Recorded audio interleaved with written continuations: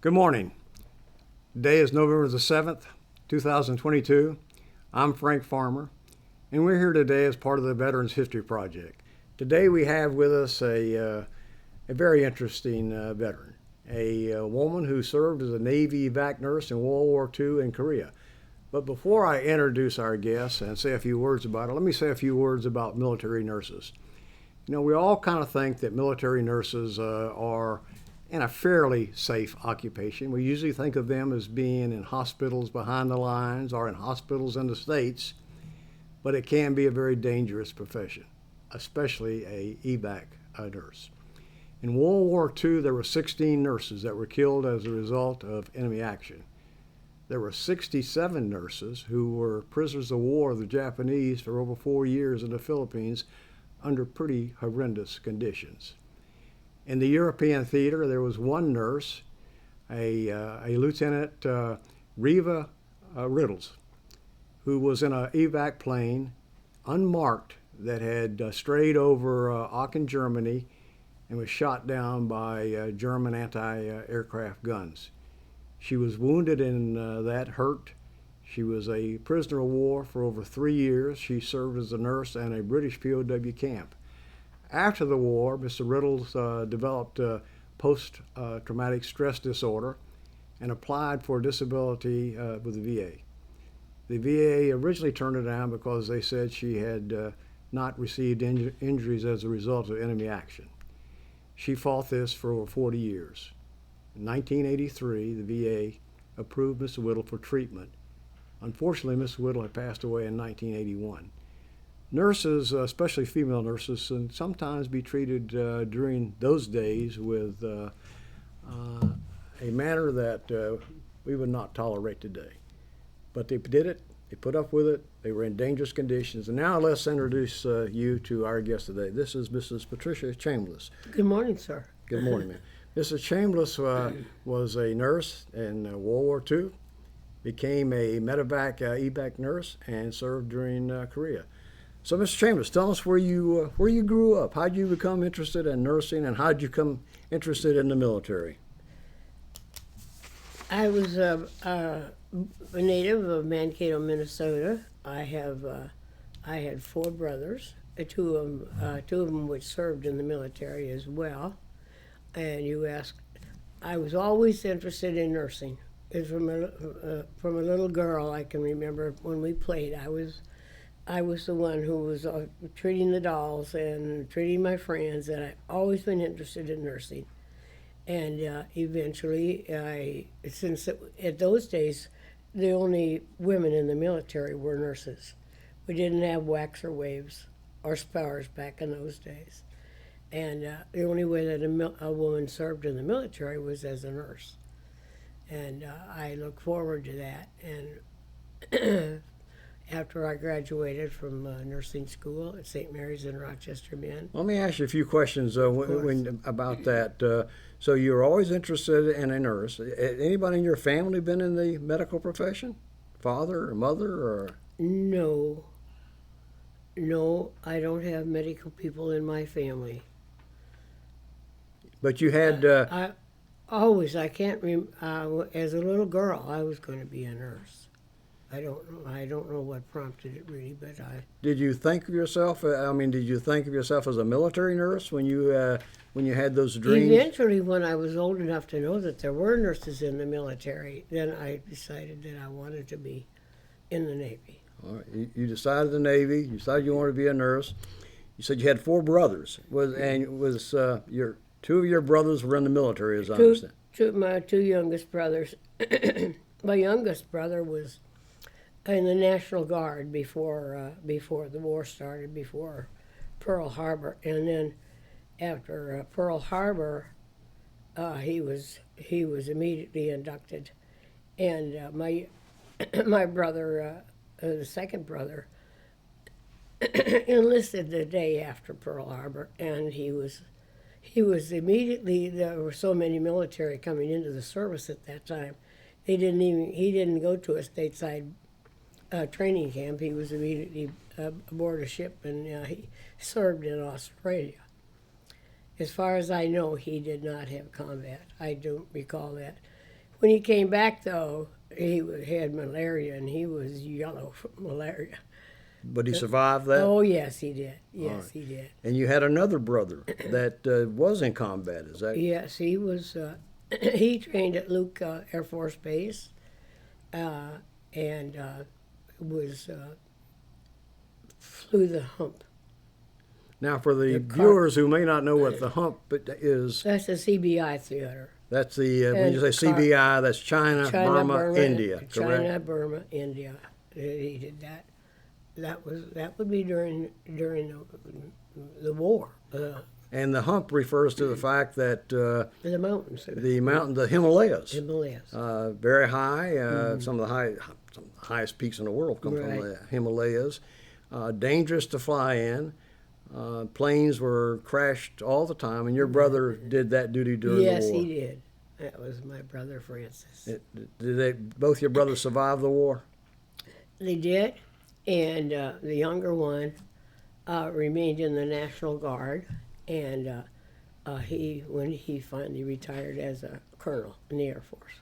So he was a pilot. The planes he flew. Do you remember the type of planes that he flew? It was a cargo plane. I'm going to say C-4 DC-9s and C. Military was C-47s, I think. Well, threes aren't big enough. Okay. DC-3s aren't big enough. I frankly don't know. Okay. But both your brothers served in the military. Yes. And they both survived. And when you decided you were going to nursing school, at that time, nurses were predominantly female, were they not? Nursing students? Oh, yes. And I went to St. Mary's in Rochester, associated with the Mayo Clinic, which was the finest in the land. And even at that time, when I went in,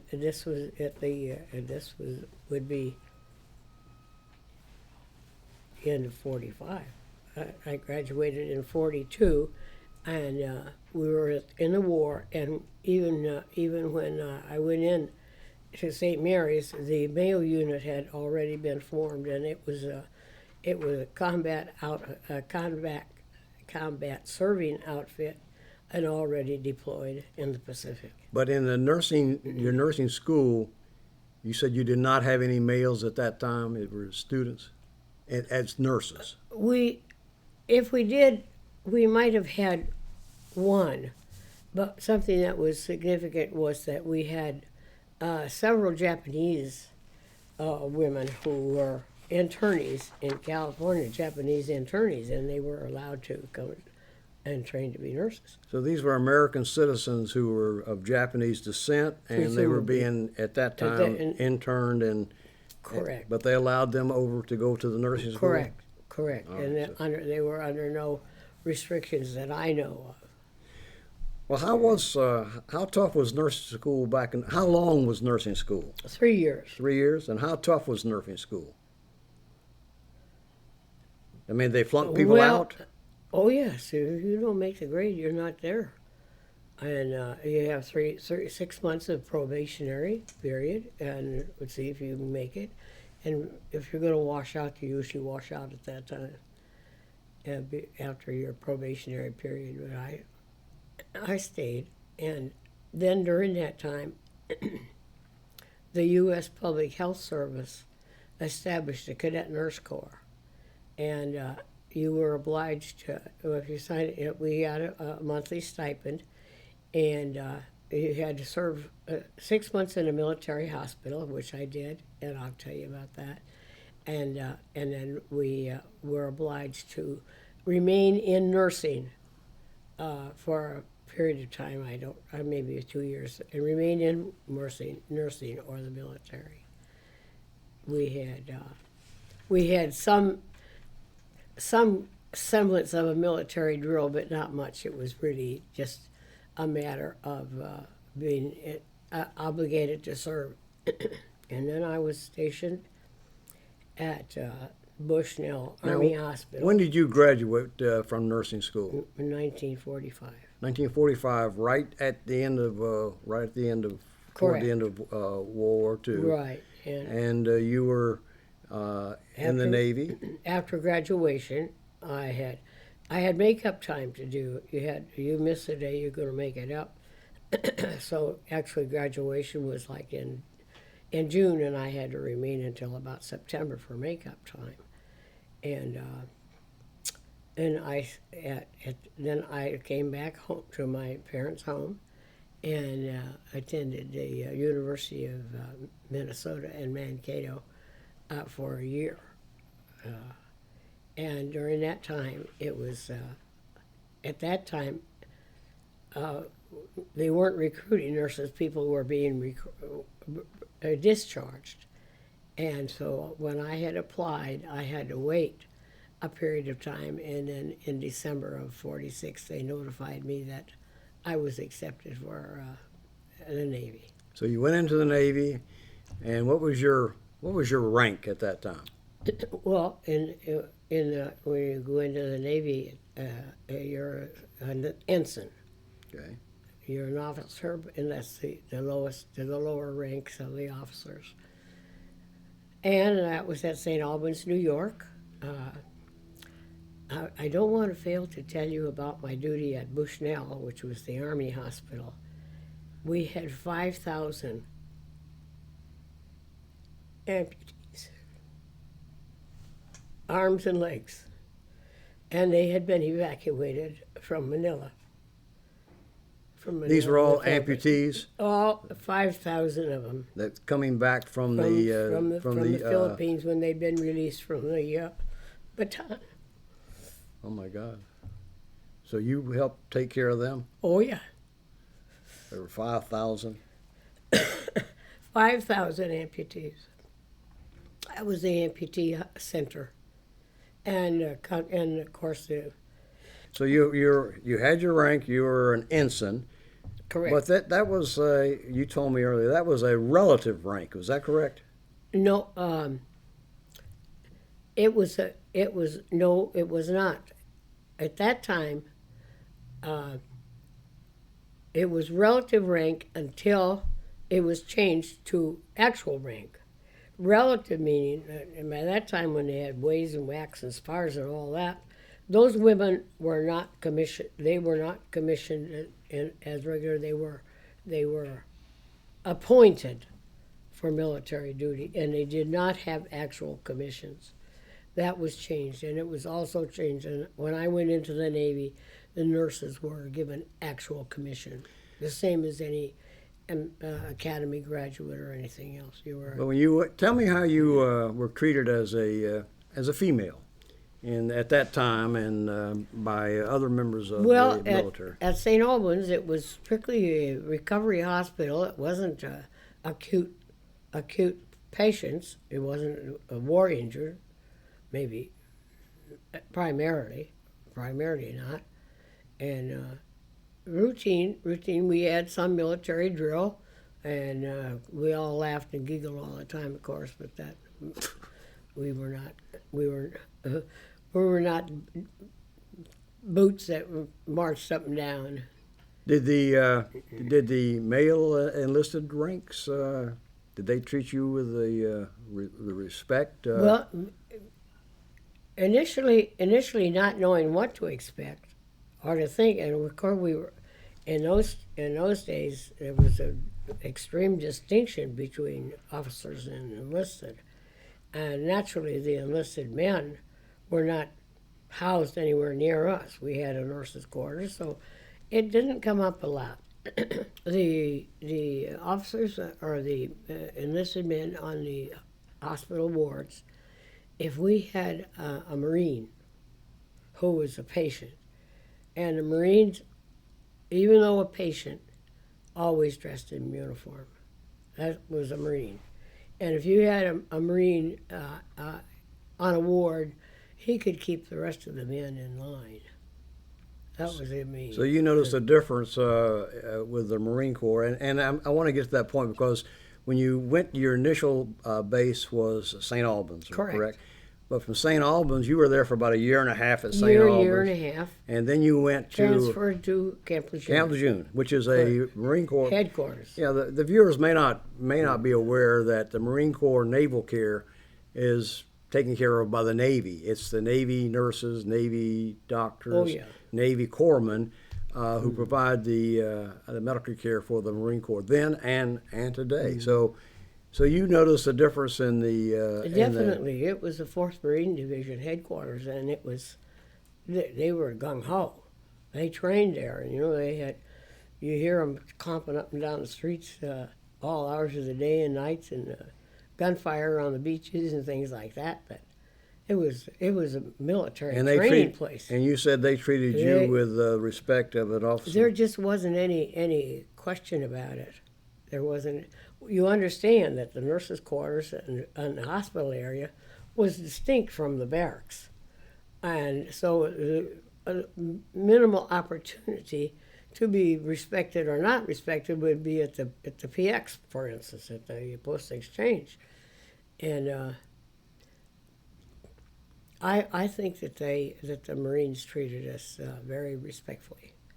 When they would be approaching and coming towards you, they'd stop and salute, and that was part of Marine training, of course. But you had some other personnel that did not or would not enlisted personnel that would not salute you. Well, subsequent to my duty at Marine Corps in the Marine Corps, we had a nurse commander who was a full commander, 3 stripes, and really old Navy. And being young women in the Navy, we resented, I won't say we resented, we objected to being assigned duties that we didn't think that we should be repetitious. It seemed to me like very poor care authority on her part. Now here's a 22-year-old criticizing a commander in the Navy. Anyway, there were several of us who had come from St. Albans, and they decided that they were going to chip together, pay my way to Washington to speak to the chief nurse. She was a 4 stripes. So they sent you up as a spokesman to go up and speak to the chief. I was the loudmouth spokesman of the nursing corps. There were several of us that were objected to the assignments that had been given us and this is while you were still at Camp Lejeune. Oh, yeah. This all took place. All at Camp Lejeune. So you went to Washington, D.C. Yeah, I did. And you walked in the office. I think about it. And you said, "I have a complaint. I'm here on behalf of yes, nurses at Camp Lejeune, and we have a complaint." I'm just surprised that how well it went. How the details I don't recall as far as being asked to wait or anything else, but were treated courteously and admitted to the office of the chief nurse, who was 4 stripes. And we talked about it, and I said, not particularly to complain about the person, but the assignments that we'd be on night duty for a month, and then on day duty for 2 days, and then we assigned back to night duty. And I spoke of that to the chief nurse. Anyway, she offered me, or said, "Would you like to go on the President Hayes, which is a Navy transport, and not designed for combat, but it actually was a President Hayes line." So you went from Camp Lejeune. You go up to the head nurse's office, Washington D.C. You present your complaints. Some nerve, huh? And well, that's pretty nervy in the military. Yes. And they said, didn't know better. We'll take care of this problem, and we're going to transfer you. Get rid of me. But you got transferred to a pretty nice duty. You said the U.S. President Hayes, which was a large transport ship, which is correct? a PA-20. And tell me what. So you go over to the USS Hayes, President Hayes, right. And what was the mission of the U.S. President Hayes? This was in 1946, 47. This would have been like 48. Okay, 48. All right. The mission of the Hayes, when it was commissioned as the President Hayes line, steam step line. but it was drafted for military transportation during the war, and then converted to a transportation and care of dependents to and from foreign duty stations. So these were people who were dependents of active duty service, Correct, correct. wives and children that had been stationed at various locations. Correct. And the duty of the USS Hayes was to transport them from duty station back to the States or to another duty station. Right. What was the area of operations? We were stationed in Norfolk, Virginia, and we stopped in Guantanamo Bay, Cuba, San Juan, Puerto Rico. Did I already say Guantanamo Bay? You said Guantanamo but you also were at Jamaica too, right? Jamaica. So you had Puerto Rico, Jamaica. So you were transporting dependents around the Caribbean or from the Caribbean back to the States and Norfolk. Pick them up, whether depending upon your station. Some you were taking to duty, and then people would board, and we'd bring them back. Okay. We'd bring them back. How many nurses were on that ship? One other nurse and myself. So they had two on the ship. Two nurses. What was life like on the ship for you nurses? Well, if you're talking about 23 or 4-year-old women, as I was, it couldn't have been better. We had a stateroom, and I use the term cabin boy, but I don't like that term. At that time, the Filipino sailors were not. They were in uniform, but they were not in combat. They were not combat troops. They were really servers in the officers' mess and so on. And they tidied up our room. We had a stateroom, and the other nurse and I did. And that we had a young man, I've forgotten his name now, but very accommodating and took care of our quarters. So how was the food? Oh, the food on the ship was excellent. It wasn't so pertinent to me to go say, oh, gee, I hate the food or not. We had 22 officers, and, we had a couple of Naval Academy graduates. And since I went into the Navy in December, I graduated. I was commissioned before the graduates of the Naval Academy in June. So I had seniority over the Naval Academy graduates. And they didn't like that. And you were seated in officer's mess according to your rank and according to... So you were seated ahead of some of the Naval Academy graduates. Two graduates, and that didn't sit well with They did not like that? Well, it wasn't anything personal, but that... and besides line officers in the Navy, look down their nose at staff officers. You know what I mean? Yes. When you talk about line officers, you're talking about the captains of the ship, people, the gun batteries. Naval Academy graduates, and people who run the Navy. And the medical corps and the nurse corps was considered to be the service. That's correct. Part. Well, that's exactly what they were. They're service outfits. Okay. And the line officers. Line officers. Well, the line officers are ordinary in command. And the captain of our ship, Captain Hurst, was a nice gentleman. And well, that sounds like that was pretty nice duty for those years of 48. It was simply. I've had ideal appointments in New York. I never lived outside of Mankato, Minnesota, till I went into the Navy, and then I was stationed in New York City. And then with the Marines, and then on a ship, on sea duty on the ship, and I'd only been in the Navy. I hadn't been in the Navy 3 years ago when I got sea duty. And sea duty back there, women weren't getting sea duty. Nurses on board ships were the only ones that were getting sea duty. So think of the choice.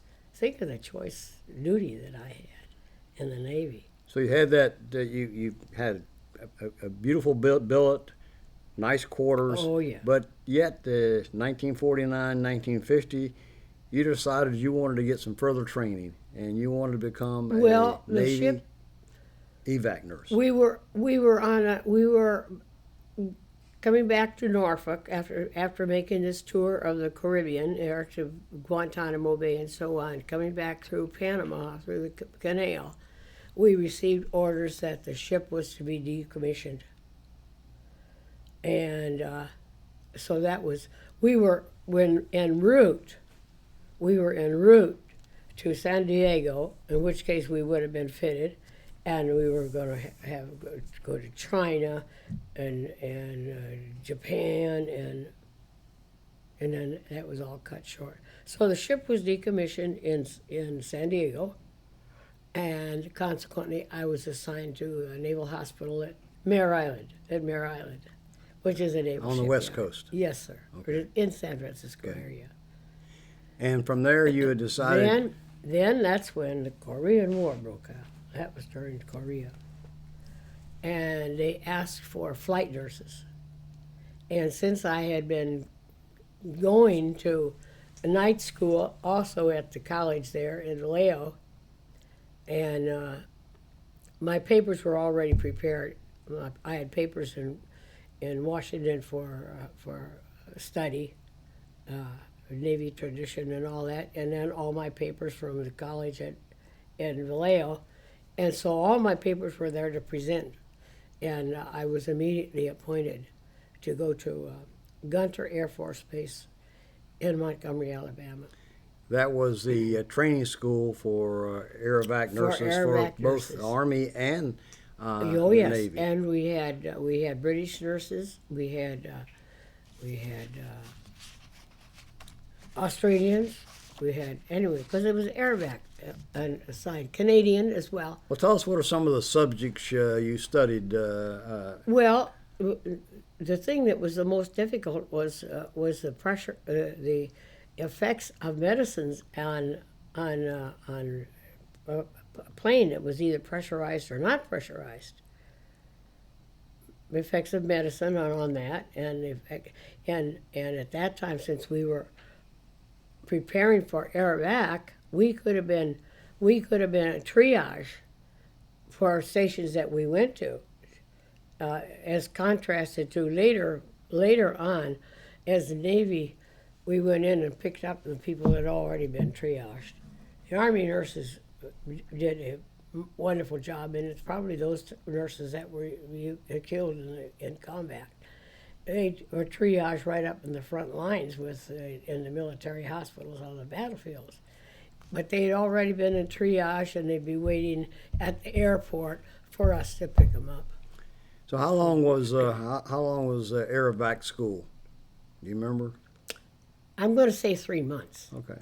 And when you finish that, you're entitled to wear the wings. You're wearing the wings now of a Navy EVAC nurse, which is, I'm sure you're very proud of that. Oh, yeah. And I don't think there were a whole lot at that time of Navy EVAC nurses.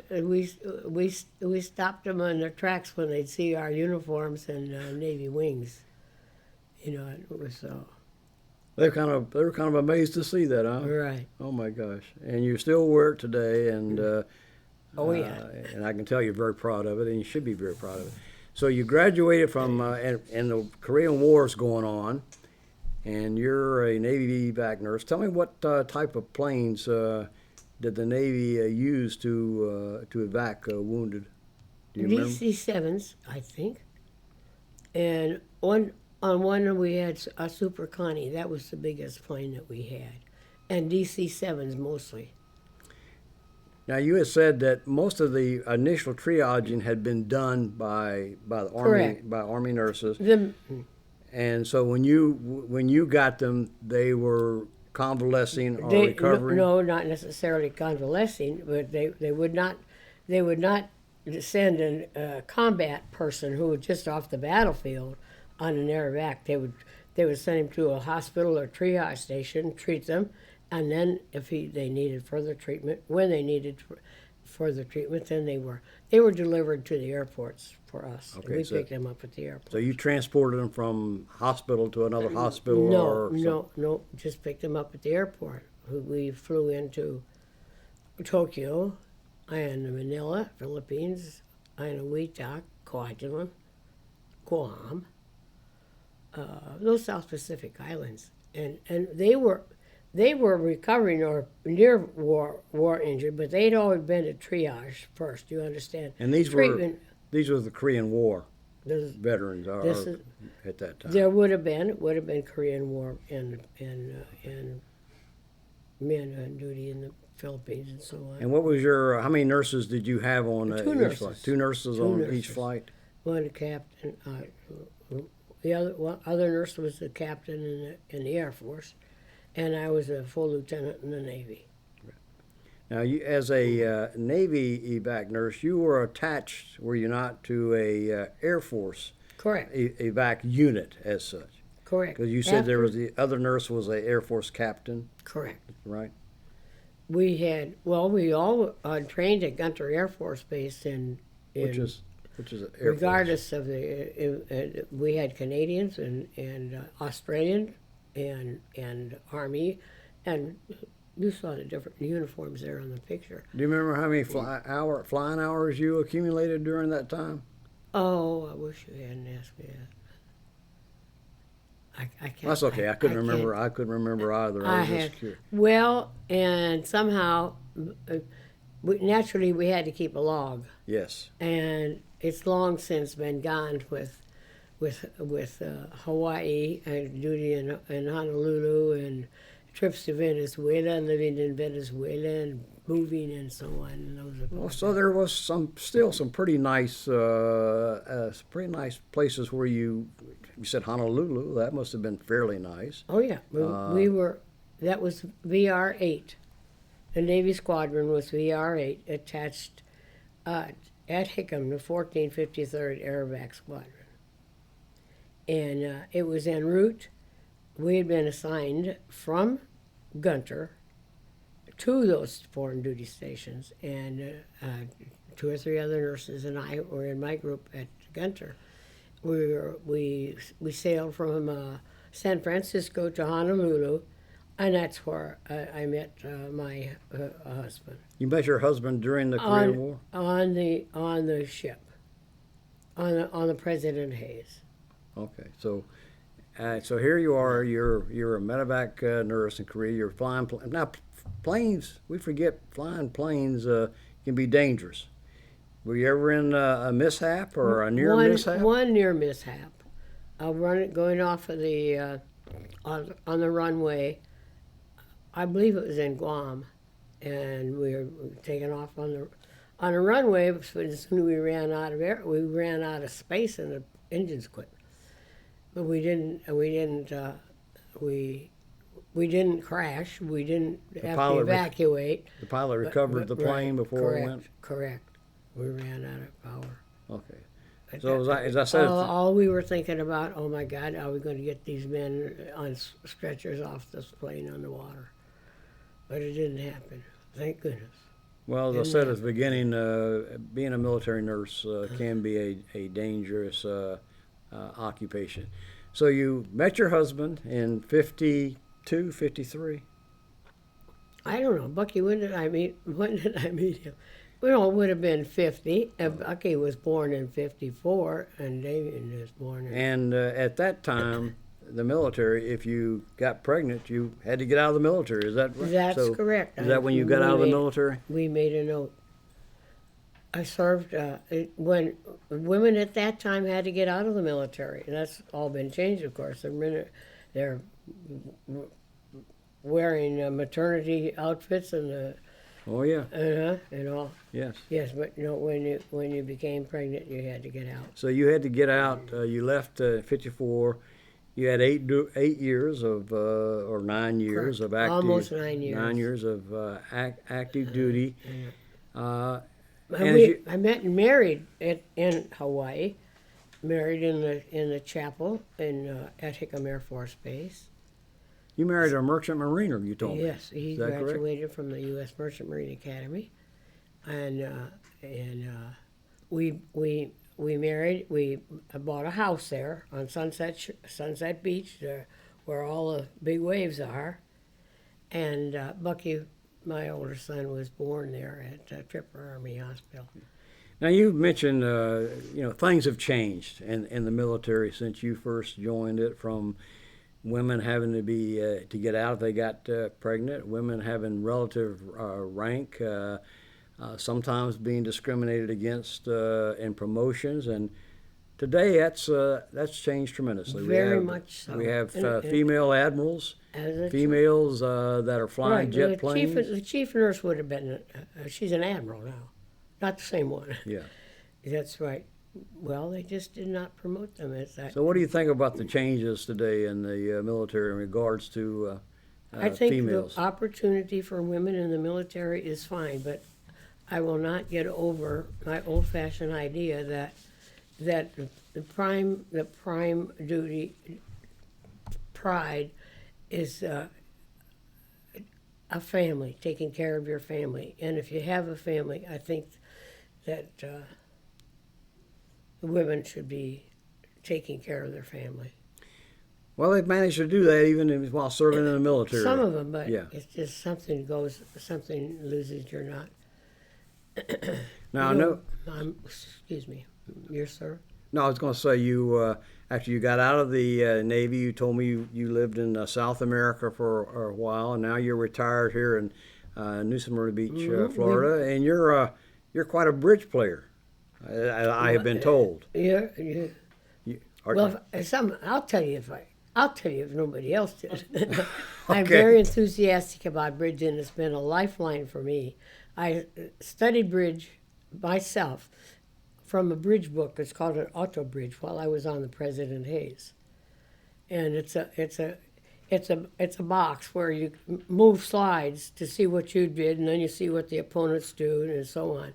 And I taught myself bridge.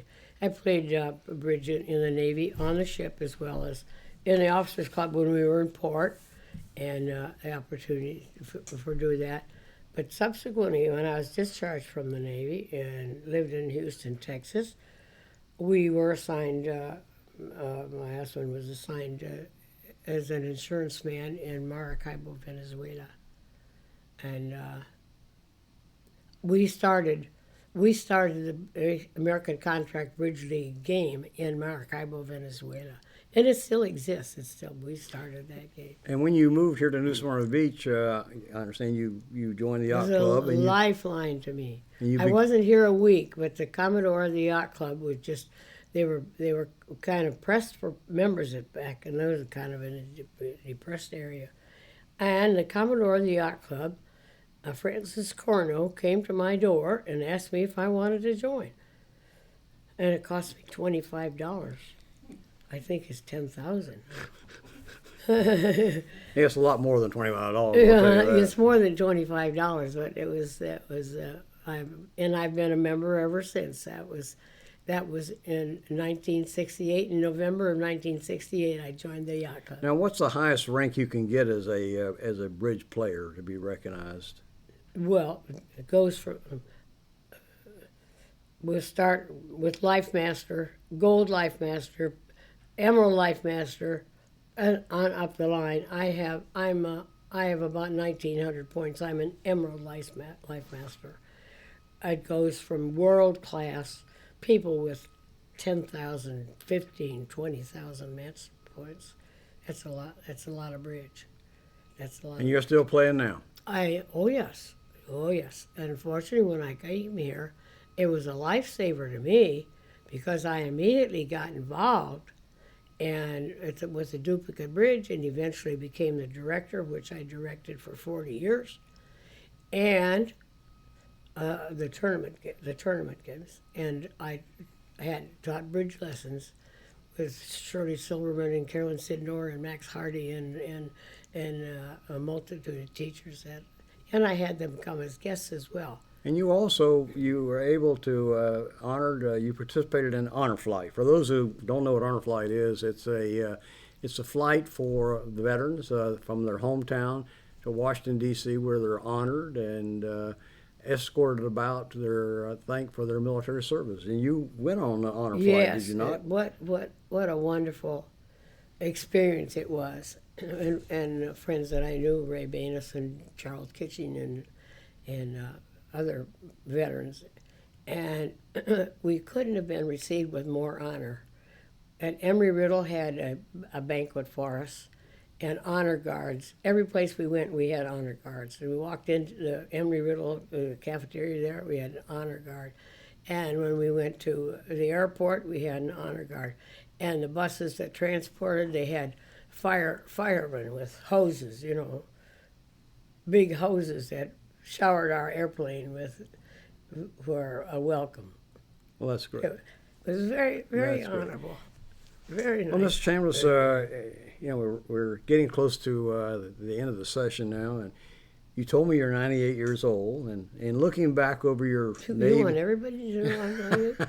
I don't care. I'm 98. All right. I'm 98 and a half. Oh, my gosh. Looking back over those 98 and a half years and your military career, what do you remember best about your military career? So much. I loved the Navy, and I would have retired from the Navy had I not had my older son there. But as we've already discussed, women were dismissed. Had to resign when they became pregnant. I loved my duty in the Navy, and I had such choice duty. I had St. Albans and the Marines and the Navy transport, and people in the Navy died to get duty on a ship, and then all the hospitals that I was stationed at, and collectively, it was a wonderful experience. Well, Mr. Chambliss, we're come to the end now, and I want to thank you for your military service, Thank ma'am. you, sir. Thank you. You for your time to interview me. It's been our pleasure. Thank you very much for coming, ma'am. Thank you so much. Thank you. You've been so nice to deal with. Thank you, ma'am.